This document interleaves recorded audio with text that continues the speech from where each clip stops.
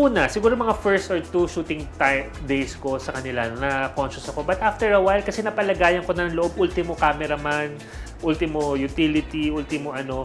As in, one time, if I will just tell you a short story, natanggal yung plaster ko, nakita yung balls ko.